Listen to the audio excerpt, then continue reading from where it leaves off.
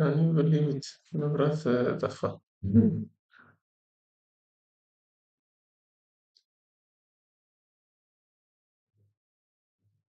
Mhm. Parang hindi siya sumasagot.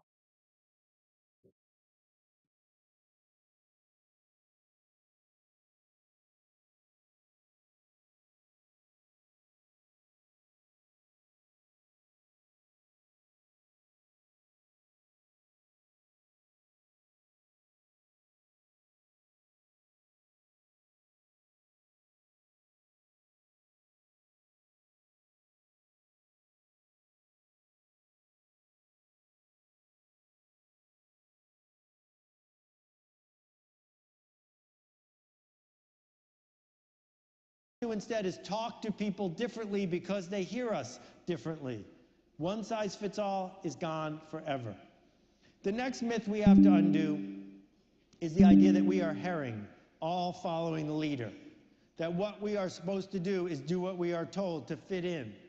That one of the things that is feared in New Haven, Connecticut, and feared in Scandinavia, feared almost everywhere, is someone coming up to you and saying, you know what? You're not as good as you think you are. That we don't want to hear that. So we fit in.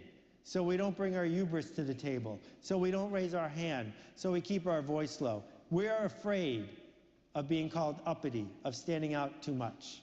But we live in a new economy now, in a connection economy. And in a connection economy, only hubris is rewarded. Only people who say, over here, because connection is where value is not now, not industrialization.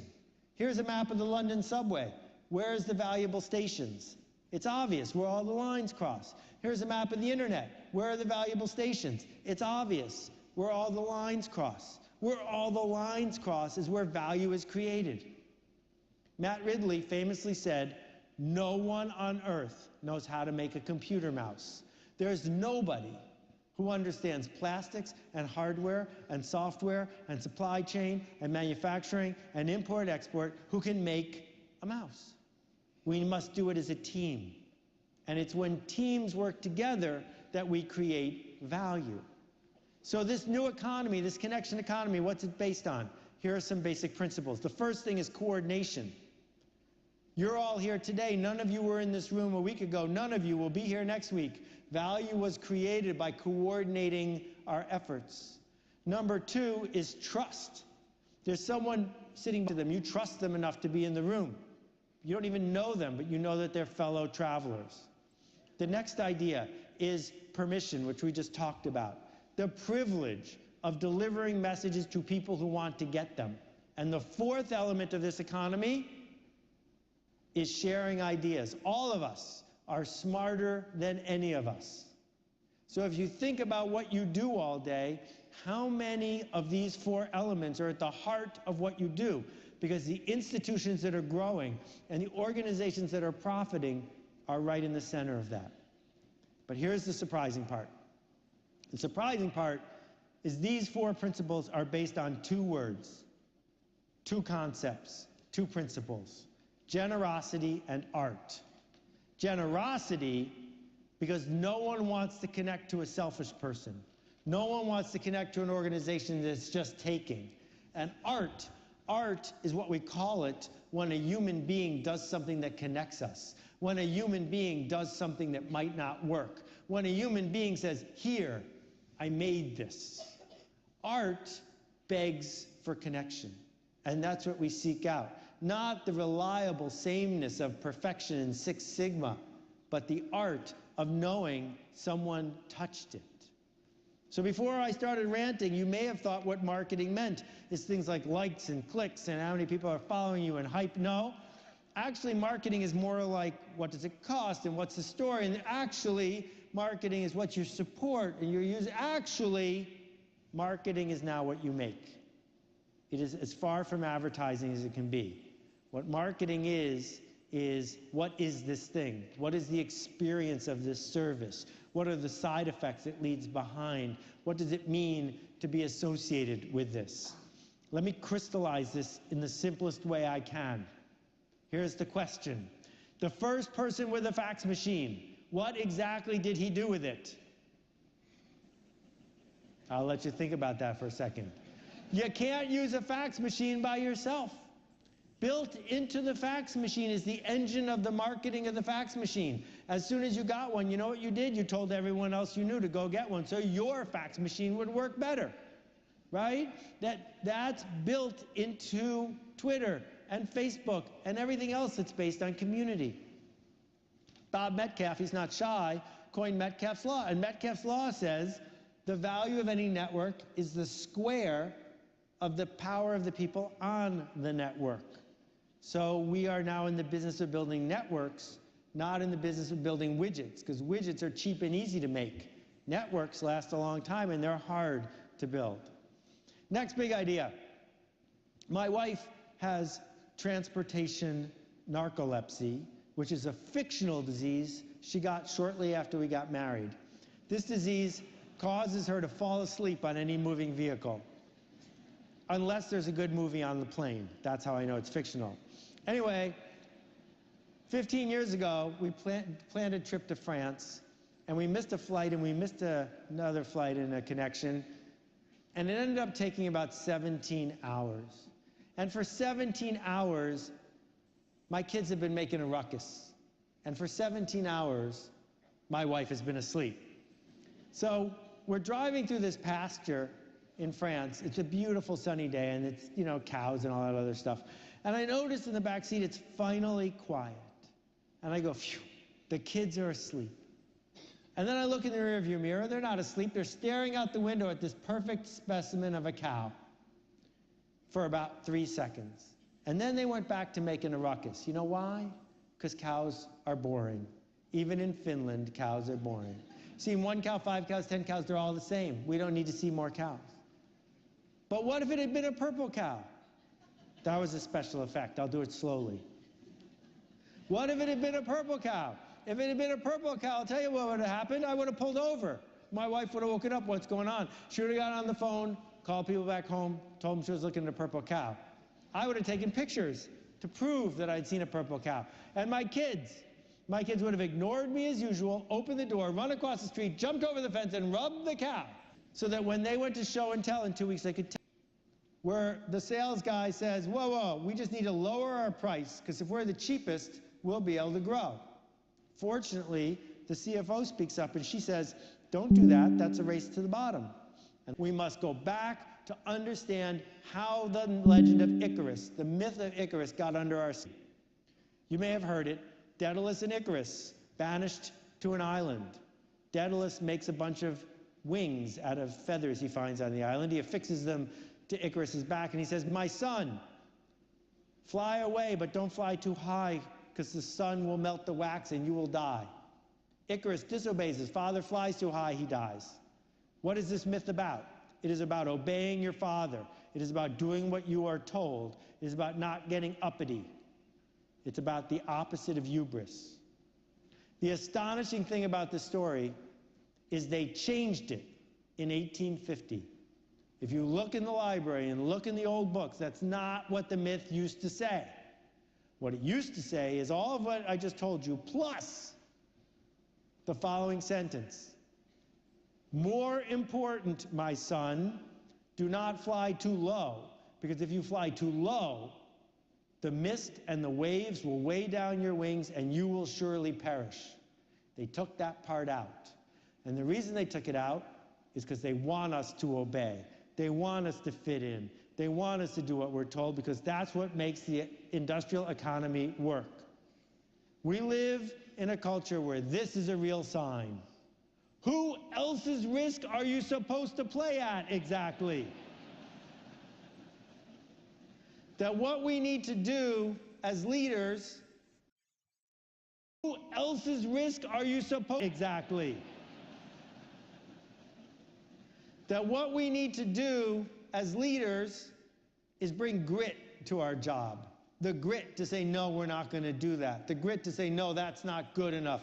The grit to be willing to fall and skin our knee and get up and do it again. That is the hard part of our job. A bunch of scientists averaged a bunch of JPEGs, and they said, this is what the average person in each country looks like. What they didn't say is this: average isn't beautiful. Average is merely average. We don't need average, we need beautiful. We need alive, bubbling, unpredictable, growing, real, viral, something worth discussing. The Japanese have a wonderful term, kamiwaza. Kamiwaza means godlike, myth-like, the way the gods would do it. Ironically enough, what it actually means is fully human, fully present. That this cheetah who's running through the jungle, he's not saying, I wonder if I left the oven on, and I don't know if I'm prepared for my meeting on Tuesday. No, he's full cheetah, fully present. When George Nakashima designed new kinds of furniture that changed the way some people thought, he didn't have a focus group. He just showed up, full Nakashima, totally present. Frank Lloyd Wright, the most famous architect of all time, designed this building in 15 minutes on the back of a paper bag. And then he went to the client and he said, here, I will build this for you if you wish. He didn't say, let's have a bunch of meetings and I can figure out what your needs are and we can average out the house and maybe we'll come to some compromises. Frank Lloyd Wright was fully present. He said, here, if you wish, I will make this for you. So if you're afraid of flying, please don't look at this. These are 747s coming in for a landing in London. And what you'll see is they're dangerously and dramatically off course. So they fly back to Paris and start over. Actually, that's not what happens. What happens is they adjust. That every plane you have ever been on has been off course from the moment it took off. And the pilot adjusts the whole way. The pilot adjusts. And I'm telling you today, the cost of adjusting is lower than it has ever been before. That what we can do now, this side wins, what we can do now is put things into the world and adjust. Encounter people and adjust. That is what is being demanded of us. So if you visit Kenya, one phrase you might hear is the word sawubona. And sawubona means, I see you. It means, I know you are here. I know who you are. I respect you. I am willing to engage with you. Is there anything our customers want more than sawubona? To be seen, to be known, to be people? If we are willing to extend ourselves this way, we get the chance for enrollment. Enrollment means, yes, I want to go on this journey with you. Enrollment means, I will follow your lead. Enrollment means you're not doing marketing to me, it means you're doing it with me. I was at a restaurant in Indiana, they had this sign on the menu. It was so unique, I had to take a picture of it. Can you imagine a typical institution saying something like this? Saying, you're a human, we are humans, let us deal with it. So why is this so hard? Something's gone on that made it so hard for us to be human, to stand out, to be creative, to have a new idea. Well, here's the deal. Mary Shelley wrote a book called Frankenstein. It was a seminal work in the history of science fiction and horror stories. I don't want to talk about Frankenstein. I want to talk about Mary Shelley's husband, who was a hack named Percy Shelley. He was a hack poet. And he wrote an essay about poetry, how it's reserved for the genius. That if the muse shows up, you can write poetry, and if it doesn't, you're out of luck. Don't bother working hard at it. Don't bother being a working man poet. It's not going to happen. If you don't have it, you don't have it. He invented writer's block. Writer's block did not exist before Percy Shelley wrote about it. There's no such thing as writer's block. Writer's block is an invention where we say, I don't have the right idea. I can't be creative. It's somebody else's job to lead. I don't know what to say. I don't have a question. We made all that stuff up. All writer's block is bad habits plus an inability to dance with our fear. The bad habit of waiting for the right answer. The bad habit of asking, what kind of pencil do you use? The bad habit of saying, I'm not in the right emotional moment, right? And instead, we want the fear to go away. The fear is not going to go away, but we can learn to dance with it. First, with mise en place. That's what a chef calls it when they lay out all the ingredients all chopped and prepared before the orders come in. Then when we understand that it's our job to be creative. It's our job to speak a truth. It's our job to lead. We can organize to do it. The Finns are really good at doing their work, and now this is their work. The next thing is that anchors are often associated with something thrown overboard that sinks us. But we can anchor up. We can promise ourselves and the people around us, you will get something big from me tomorrow at noon. Not at 12:05, but at noon. We can say to our team, we will brainstorm our way out of this and we're not leaving till we're done, because we are each capable of doing it. There is no such thing as a genius. If Einstein is a genius and I'm a genius, then you're a genius too. Everybody is capable of this. But that's the last time I'm going to reassure you, because reassurance doesn't work. You will probably fail. You will probably be ridiculed. You will probably bring things into the world that don't work. You will probably bring more things into the world that don't work. That's just true. The same way, if you run a marathon, you will get tired. And anyone who reassures you, oh no, just run for 26 miles, you won't get tired, they're lying. Well, the same thing is true of our desire to make a difference. So if you say to me, I'd like to do this, but I don't have enough good ideas, I'm going to say back to you, then you need more bad ideas. Because if you show me your list of bad ideas, I'm betting some good ones will have snuck in. That our problem, your problem, is you don't have enough bad ideas. You're waiting for perfect, and it's getting in the way of you being extraordinary. We used to live in an economy based on scarcity. There's still too much scarcity, scarce respect, scarce water, scarce resources. I'm not talking about that. But in terms of choices, we've now entered an economy based on abundance. An unlimited number of people to follow, an unlimited number of people to connect with. And if you're walking around with a scarcity mindset, we're going to ignore you. If you show up and say, I don't have that much in my box, and if I give it to you, I won't have it anymore, we're going to ignore you. But if you show up and say, I don't have that much in this box, but if I give it to you, we'll both have it, that's a home run. Because then the ideas spread. Which leads to this next big idea. You've got the Red Hat ladies getting together in 500 cities around the world over lunch, having some martinis and getting uppity. You got the Red Hat guys who pay $15,000 to go to Hawaii to compete in the Iron. Okay, stop. It took this side of the room 6 seconds. Took you guys about 8 seconds. You guys are killing it.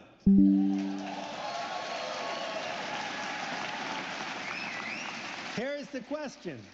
How did you know at which rhythm to clap? You guys have a fast cadence, you guys have a slow cadence. Today, was there a memo?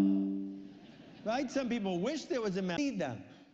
So if you came for a marketing talk, I'm about to give you a marketing talk. It lasts one slide. Here we go. Marketing today is this. People like us do things like this. We got to figure out who the people like us are. Are they people I want to be like? And we have to figure out what do things like this means. People like us do things like this. And we get to invent the product, and we get to invent the culture, and we get to invent the movement, and we get to invent or lead the tribe. So how does this work commercially? Here you go. Almost nobody gets a Suzuki tattoo.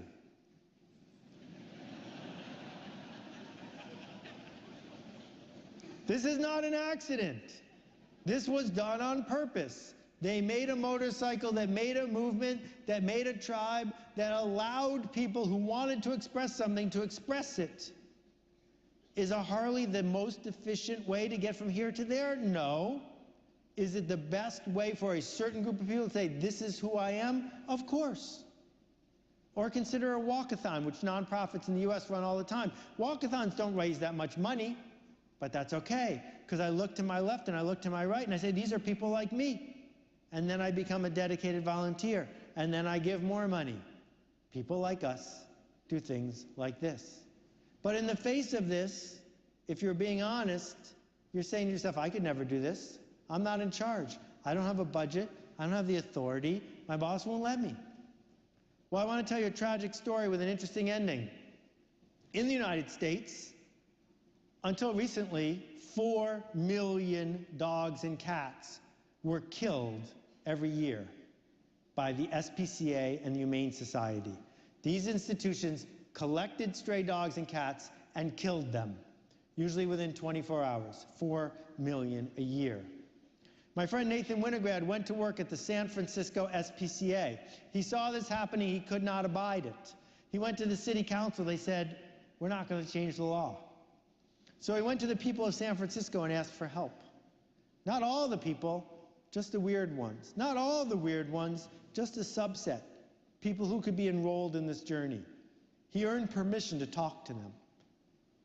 In less than 100 days, Nathan Winograd had enough money, but more important, enough volunteers, that not one healthy dog or cat has been killed in San Francisco since that day.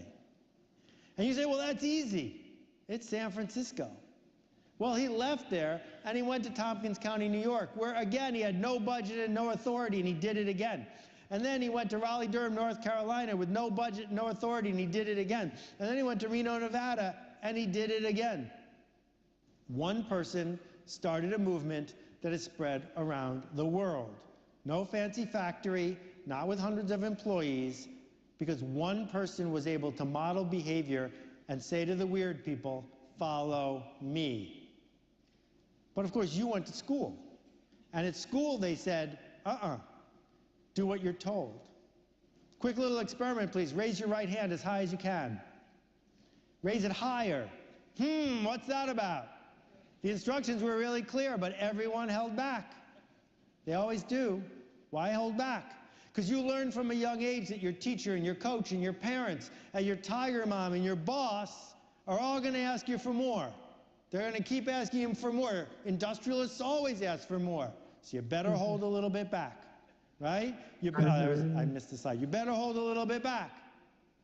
Because that's the bargain of industrialism. You know who doesn't hold anything back?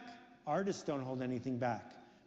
And you are in this room, and that is what this is actually a talk about. It's not a talk about marketing, because marketing and leadership are now intricately related.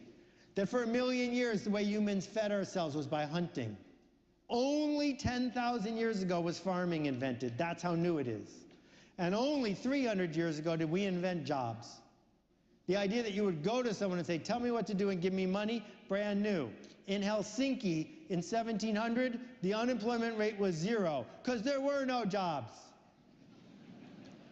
And I'm betting we're going really fast to a new place where the stuff we think of jobs is going to go away again. And the good ones are going to become art. So give me a couple minutes to explain what I mean by art. Yes, nudes descending a staircase, art. Pablo Picasso, art. Jackson Pollock, art. These are paintings, but they are art. But to understand the distinction, realize that Jackson Pollock had a brother. You never heard of him. Charles Pollock. He was a painter, not an artist. He copied Thomas Hart Benton, his teacher, over and over again. No one needed a copy. What we needed was art. Art has nothing to do with painting. Joseph Beuys in Germany made art with felt. William Shakespeare in England made art with words. But to put a really fine point on it, in 1917, Marcel Duchamp put this upside-down urinal in an art exhibit, and he caused a riot. This was art.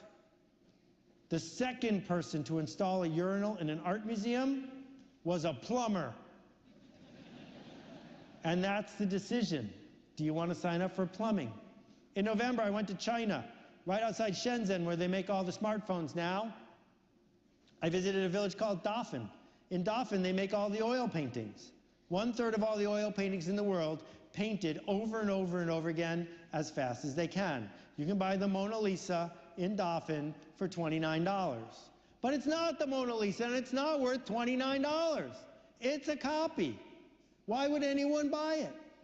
It's not worth it. That this idea of merely copying, that's not what we do. If I asked you at the end of your best day at work last month, what was your best day about? Your best work, what's it for? I hope we can agree that what you actually do for a living is make change happen. You change people's minds. You change processes. You change designs. That making change happen is our job. And change has an ugly brother. His name is tension. The tension of it might not work. The tension of I might get in trouble. The tension of I might be wrong. You can't have change without tension. And this works all over the world. This is a friend of mine, a woman named Lucy. Lucy has 1.5 acres in the fertile valley of Kenya. Her neighbors on every side have 1.5 acres. On 1.5 acres of land, you can barely make a living. On 1.5 acres of land, you are a subsistence farmer, one crop, and people are going to go hungry if it goes wrong. Lucy doesn't use farm-saved seed. She buys for $30 hybrid seed from Western Seed. And as a result, she can grow so much more corn she can sell for $3,000. She used that money to buy 2 cows from Jehudi Kalimo on credit, which made her enough money to start a tree farm, which made her enough money to start a taxi company. And Lucy has under her bed 1 million Kenyan shillings in a cigar box and has paid for all 9 of her kids to go to private school. And on her left and on her right, her neighbors are subsistence farmers. Hey, Lucy, I say, what's this about? She says, I'm thirsty. It's that simple. I'm thirsty. I'm not going to take what's on offer. I'm going to figure out how to make something better. People say to me after one of my rants, all right, I got my notebook out. I'm ready to write down the bullet points. Give me the map. How do I go from here to there? I can't give you a map. I can't even give you a fictional map, because if I gave you a fictional map, you'd be a plumber. But that's not going to work, because we need you to make art instead. Again, hard to do, because this is a real book. People pay money to learn how to raise invisible sheep without making any mistakes. That in Finland, like many places, competence is prized. Competence is overrated. We no longer have a competence shortage. If I can write down what I need you to do, there's certainly someone somewhere in the world who's cheaper than you. And so the internet comes along. You've seen the free hugs video. It went viral. It's funny. This guy hates the free hugs video because he worked really hard to pay his dues. These guys don't care. They're happy to sell free hugs all day long. So the same thing happens to everybody who makes a commodity. The bottled water guys, they've told us it's all the same. So give me the close one or the cheap one. I'm not going to pay extra. I mean, they tried this. I give them credit, but it didn't work.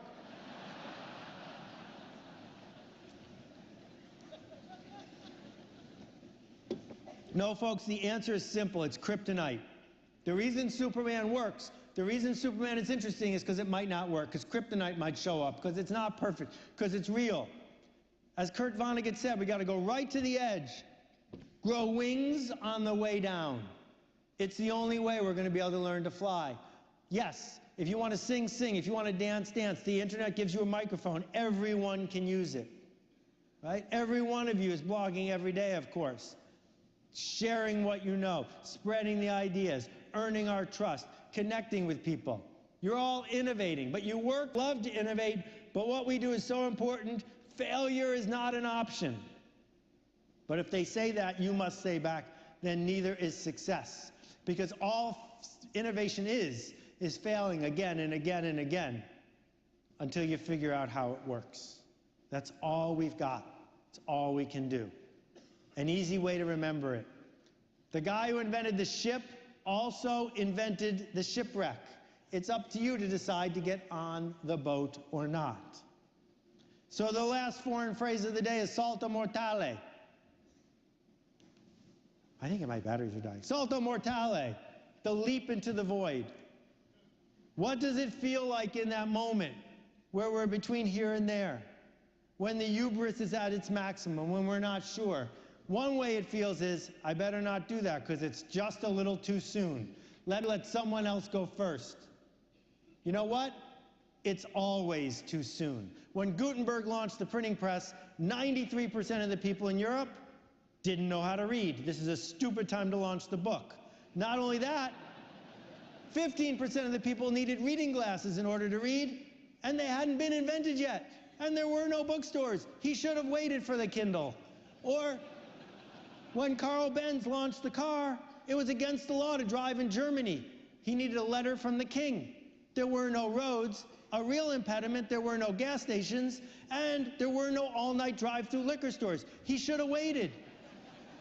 So there's a big difference between being ready and prepared. All of you are prepared, because that's what Finns are. But none of you are ready. It's impossible to be ready, because to be ready means to be sure. And when you look on the internet, you know, Google a video for riding a bike. All the videos show you what it looks like to ride a bike, which is nothing but people falling off the bike.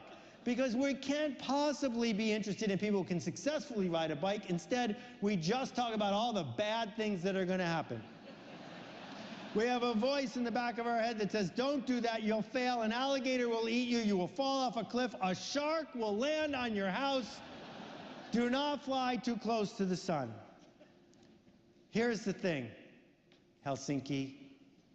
Every 3 years there's a conference of physicists called the Solvay Conference. This is the photo from 1927. You may recognize there's Marie Curie, Albert Einstein, Niels Bohr. It's said that Heisenberg was there, but it's uncertain. The key thing about this picture is there are 29 people in it, and 17 of them won the Nobel Prize in physics. What? And almost all of them won it after the photo was taken. You didn't get invited to Solvay because you won the Nobel Prize. You won the Nobel Prize because you got invited to Solvay. So here you are again in the rain. The rain, the rain. The rain is the point. The uncertainty is the point. The vulnerability is the point. That what I am begging you to understand is our willingness to say, here, I made this, is universal. It's universal. There's no border around Finland that says we can't do this. Yes, you can do this if you care enough. The fact is, some people, you give them a mile, they will take an inch.